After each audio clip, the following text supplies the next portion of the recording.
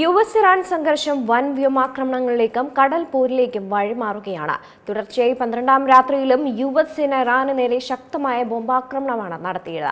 അതിനിടെ ചെങ്കടലിൽ Saudi Arabian എണ്ണക്കപ്പലുകൾക്ക് നേരെയും യമനിലെ ഹൂത്തി വിമതർ ആക്രമണം നടത്തി. യു.എസ്.-ഇറാൻ സംഘർഷം വൻ വ്യോമാക്രമണങ്ങളിലേക്കും കടൽ പോരിലേക്കും വഴിവെച്ചിരിക്കുകയാണ്.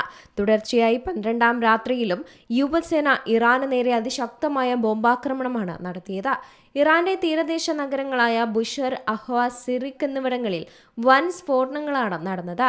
ഇറാൻ ഇറാഖ് അതിർത്തിയിലെ ശലാംജെ അതിർത്തിയിൽ യു.എസ്. നടത്തിയ മിസൈൽ ആക്രമണത്തിൽ 2 പേർ കൊല്ലപ്പെടുകയും 11 പേർക്ക് പരിക്കേൽക്കുകയും ചെയ്തിട്ടുണ്ട്. ബുഷഹറിലെ സൈനിക കേന്ദ്രത്തിന് നേരെയും അന്തിമഷ്ക് നഗര പ്രാന്ത പ്രദേശങ്ങളിലും യു.എസ്. മിസൈലുകൾ ചെന്ന് പതിച്ചു.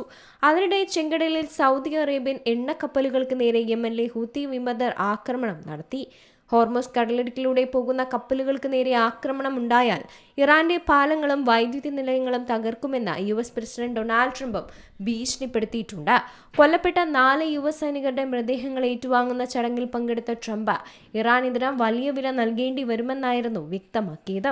ട്രംപിന്റെ ഭീഷണി പുതിയ യുദ്ധ തീവ്രമാണെന്ന് വ്യക്തമാക്കി ഇറാൻ വിദേശകാര്യമന്ത്രി അബ്ബാസ് അരാഗ്ചി ഇറാന്റെ പ്രതിരോധ നയം കണ്ണിന് കണ്ണ് എന്ന രീതിയിലാണെന്നാണ് തിരിച്ചടിച്ചത്. സിവിലിയൻ അടിസ്ഥാന സൗകര്യങ്ങൾ ആക്രമിച്ചാൽ കടുത്ത പ്രത്യാഘാതമുണ്ടാകുമെന്നാണ് തെഹ്റാൻ മുന്നറിയിപ്പ് നൽകിയത്. തങ്ങൾക്ക് എണ്ണ വിൽക്കാൻ കഴിഞ്ഞില്ലെങ്കിൽ യു.എസ്. സഖ്യകക്ഷികൾക്കും എണ്ണ വിൽപ്പന തടസ്സപ്പെടുത്തുമെന്നാണ് ഇറാന്റെ നിലപാട്. ചെങ്കടലിൽ സൗദി അറേബ്യയുടെ എൻസലിയ, ലൈല എന്നീ 2 കപ്പലുകൾക്ക് നേരെയാണ് ഹൂത്തി ക്രൂയിസ് ബാലിസ്റ്റിക് മിസൈലുകൾ, ഡ്രോണുകളും ഉപയോഗിച്ച് ആക്രമണം നടത്തിയത്. സൗദി തീരത്ത് നിന്ന് 70 നോട്ടിക്കൽ മൈൽ അകലെ വെച്ചുണ്ടായ ആക്രമണത്തിൽ എൻസലിയ കപ്പലിന്റെ മുൻഭാഗത്ത് തീപിടിച്ചതായി സൗദി പബ്ലിക് ട്രാൻസ്പോർട്ട് അതോറിറ്റിയും UKMTOയും സ്ഥിരീകരിച്ചിട്ടുണ്ട്. ജീവനക്കാർ സുരക്ഷിതരാണ്. ബാബൽ മന്ദബ് കടലിടുക്കിലെ ഗതാഗതത്തെ ഇത് സാരമായി തന്നെ ബാധിച്ചിട്ടുണ്ട്.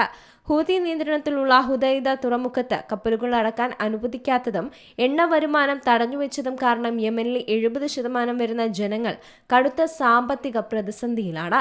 ഉപരോധം പിൻവലിച്ചില്ലെങ്കിൽ സൗദി തുറമുഖങ്ങളിലേക്ക് പോകുന്ന ഏത് കപ്പലും ലക്ഷ്യമിടുമെന്നാണ് ഹൂതി കേന്ദ്രങ്ങൾ മുന്നറിയിപ്പും നൽകിയിരിക്കുന്നത്. International desk, Zee Malayalam news. ഏറ്റവും പുതിയ വാർത്തകളും വിശേഷങ്ങളും വിരൽത്തുമ്പിലറിയാൻ സീ മലയാളം ന്യൂസ് എല്ലാ ഡിജിറ്റൽ പ്ലാറ്റ്ഫോമുകളിലും ലഭ്യം.